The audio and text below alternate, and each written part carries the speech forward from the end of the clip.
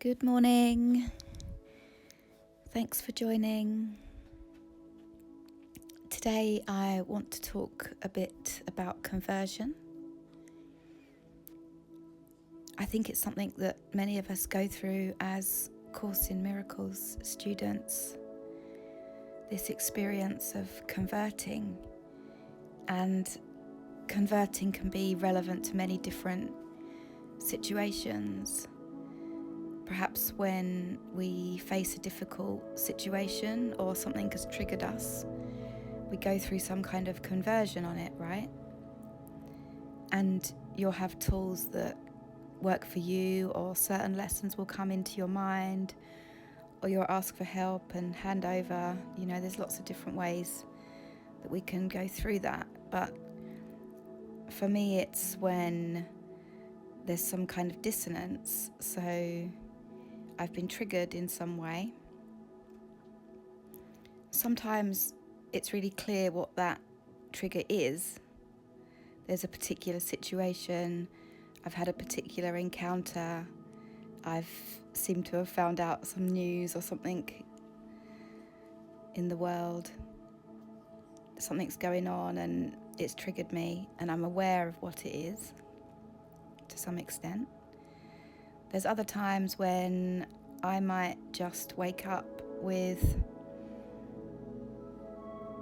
a not very nice feeling, like a lot of, I call it sort of congestion in the heart, or I can just tell that I'm processing something, like I feel contraction in my chest, say. It can be quite physical. And I used to be very, very mental, very mind orientated rather than body orientated or heart orientated. So my process has looked like, initially I used to be very aware of exactly what was going on and why I was upset or why I thought I was upset, etc. And now I don't always know, and that's okay. I don't try to find out. I just let it be there, let that contraction be there. I don't try to find a reason for it. I just know that there's something converting. There's something that I'm processing. And I think for all of us who are students of spirit, there is a conversion underway, right? We're transforming our awareness from being human to our awareness of being spirit. And that is a process, that is a physical, emotional process, mental process. We don't just read A Course in Miracles and say, right, I've got it now. We don't read any spiritual text and say, right, I've got it now. That's not what this is about. Spiritual development is a practice, and there's lots of different ways to do that practice. Some people like to read a lesson every day and really use the book in that way, and that's absolutely valid and fine, isn't it? That works. And others might use their experience more. I'm personally much more, I use my experience in what seems to be going on, and I let that be my guide, and I've totally handed my experience, all my experiences, whatever plane they might be on, to Jesus, and I'm allowing him to drive me, really, to lead the way.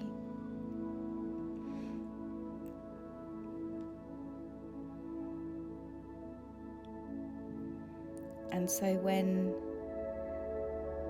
things happen, I use it. I absolutely use everything for my undoing, for the conversion. So if I wake up with a contraction in my heart, I don't resist that. I say, okay, wow, there's something being released. And I see it now because I've had lots of experiences of this working and doing it like this, where I do get release, and I always end up feeling better once this thing has gone through, even if it lasts days or a couple of weeks, 2 weeks would be quite long for me, would be normally up to a week of that kind of contraction, that I just have to be there in it. And then afterwards I feel so much better, and I normally get some kind of, awareness transformation, a miracle of the mind or something that goes on. So if I do wake up with some sort of contraction, or that comes to me in the day, I know it's a healing opportunity, and I've got something to convert. There's something coming up maybe from the subconscious that needs to be released. Sometimes it feels like, I describe it to myself like black tar. It's like black tar being released from the heart. It feels like that, something like that. And it's not that anything's going wrong, it's that everything's going really right.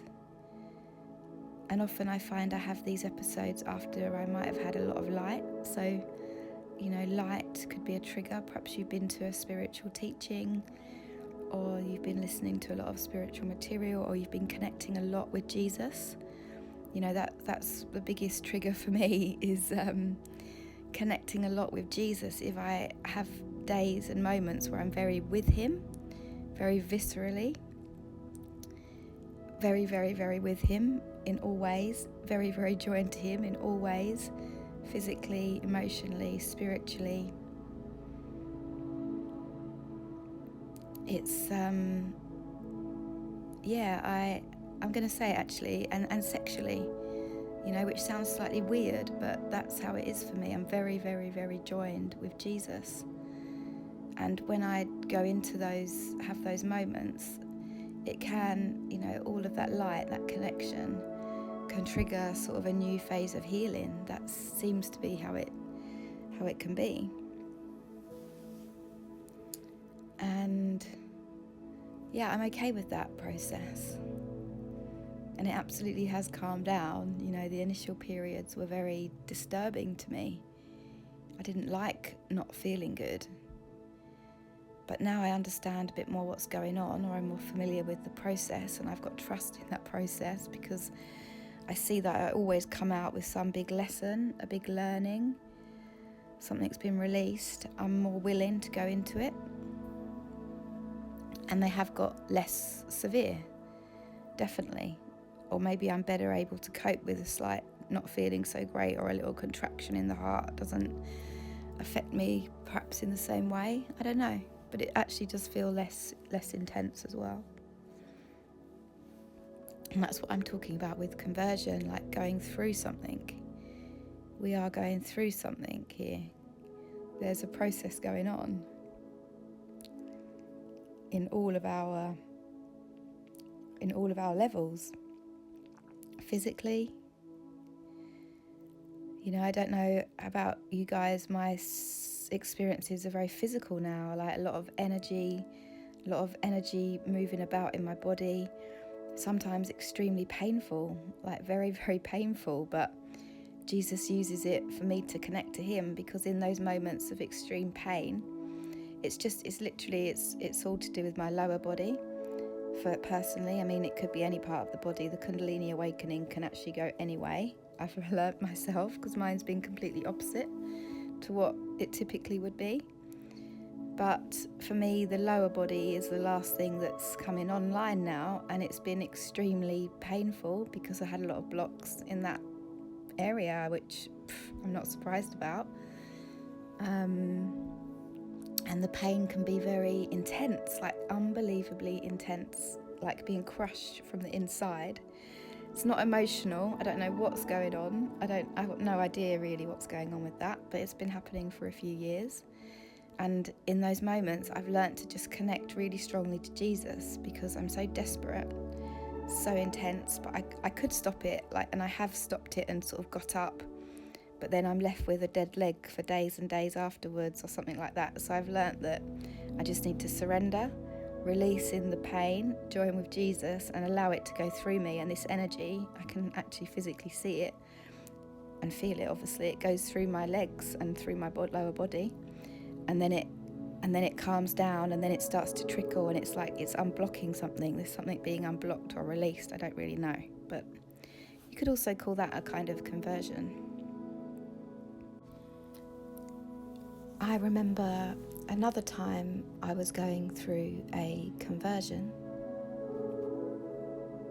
and obviously it was painful because I had a conversation with Jesus, and I said, why do I have to do it like this? Why do I have to become so aware of my upset and the pain, the fear, the hatred, the sadness, the grief, whatever it might be? Why do I have to go through this conversion? Why do I have to do it like this? And I'm reminded of that passage in the Course in chapter 13, the fear of redemption, part 3, when Jesus says, you may think that it would be easy enough for the Holy Spirit to dispel your suffering without the need to raise it to your awareness. And he goes on to say that, that could be possible, but what he's saying in that section is that, your awareness of the hatred, your awareness of your grief is absolutely essential to this process. Because we've disassociated from our fear and our grief so strongly, and we're kind of okay with a bit of fear, a bit of grief, a bit of sadness. It's normal to us because the ego manages it so well and we don't see the full extent of it. And we need to become fully aware and see the full extent of our suffering, really experience that, to want to choose a different way. Because in truth, we think we're afraid of fear, but we're actually afraid of redemption. It's a good section, actually, chapter 13, part 3, the fear of redemption. So Jesus is telling us there that, our awareness, letting this stuff come up and rise up in us, is part of the process, or at least can be. And so, I was asking him, why do I have to go through this conversion? I had a little grievance with him about that. And then I said, there's nothing about conversion in the Bible. And then Jesus says, I think you'll find there is. And I thought to myself, what? There's no talk of having to convert these dark energies in the Bible. And then he said, no, you're misunderstanding. The word conversion has been very misunderstood in the Bible. It's been this idea of converting has been used to think about, converting other people. And then I thought about it, and I thought about, the Crusades in the 13th century or whenever it was before that. This idea of converting others, right? Converting people and nations to Christianity. That's what we've done with this teaching. We've tried to convert others, but actually the conversion is the conversion in ourselves. It's the conversion of these dark energies. That's what Jesus was talking to me about. And it really resonated. I thought, wow, that's amazing teaching, because there is all this talk of, I'm not sure if it's in the Bible, talking about conversion, but certainly that's what we've done with Christianity. We've made it about converting others, and actually it's about converting ourselves. And it was a really beautiful teaching from Jesus. So going through this conversion ourselves is part of the process of A Course in Miracles.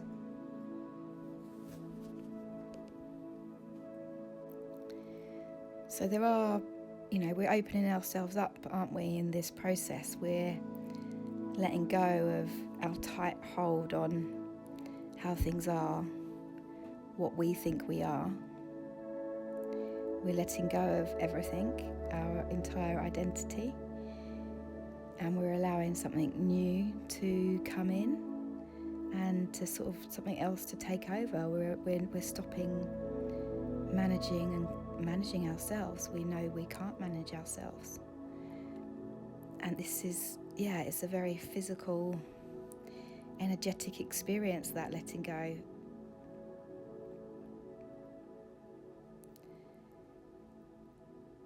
And it's also very exciting because I don't know where this is going. And what used to be fearful, that idea of not knowing where something's going, not knowing how something's going out, is now exciting. I don't want to know where things are going. I can't know where things are going.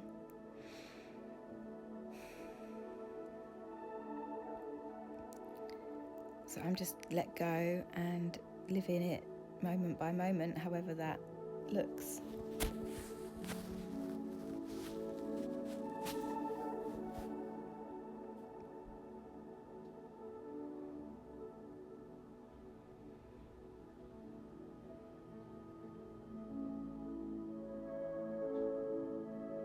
And it's very beautiful to have that connection with spirit, where you're just very trusting. You're totally handed over. You don't know the outcome of anything. Certainly not in the world, not in the body. No idea. You just don't have any idea. It's very freeing. And you're just kind of going along moment by moment.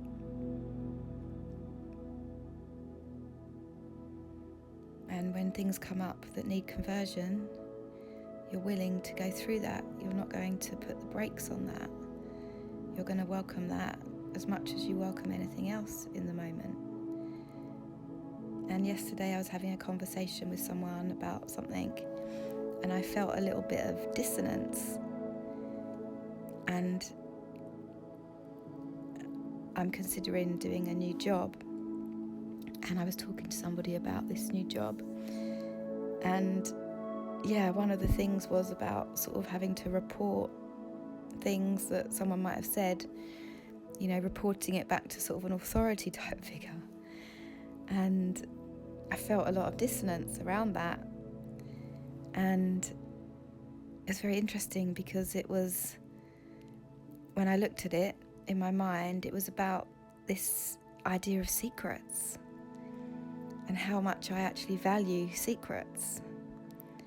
And it was the fear of not being able to decide when I would keep a secret or not, because I would have to be signing up to something that meant I would need to be telling the authorities about someone in my care, and something that I'd need to be more open about, not about myself, but about with the person in my care.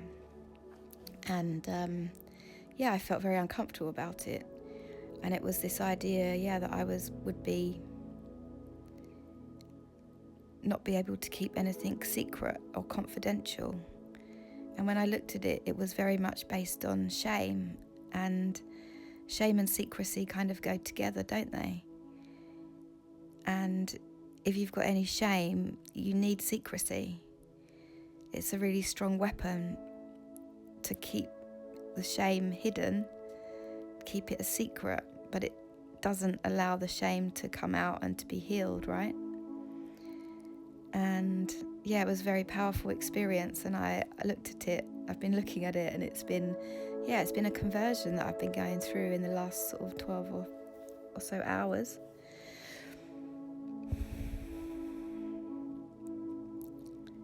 Just this idea of secrets, and how as a human, keeping secrets for other people, keeping my own secrets is a very powerful mechanism somehow in me. And I sometimes think about the first secret we ever kept, which is the secret of God, denying ourselves of God, thinking that we're a human, thinking that we didn't decide to come here, but we've come here without our knowledge or our say-so. It's a very big secret.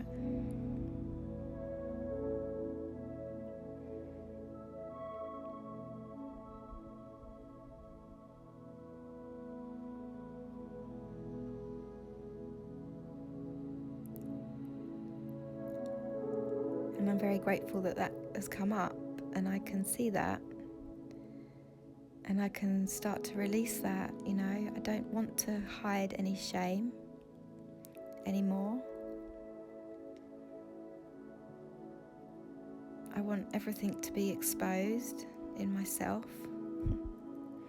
exposed and released. And I don't have any need of secrets or to keep things secret. And I don't want to teach the people that I work with or that I care for. I don't want to teach them or myself that secrets are required anymore. You know, something only needs to be kept secret if you're ashamed. And yeah, it was an amazing opportunity yesterday to see that in myself, and an opportunity to expose it for myself. That I don't want to teach secrets. I don't want to have secrets. I don't want to teach that secrets are necessary to myself.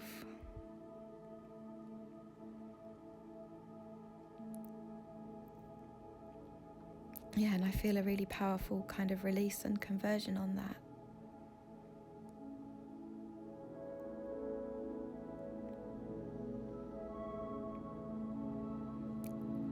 So that's my commitment, and a commitment that we can all make to keep going through the conversion, however it comes up, to trust in Jesus, to hand over, to let go, to surrender,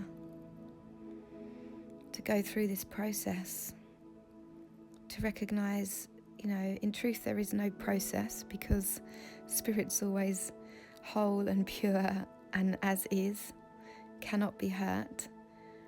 But me, Amy, I think I'm something different to that. I think I'm something different to one universal spirit. I think I'm a separate identity sometimes. And that is what is being converted.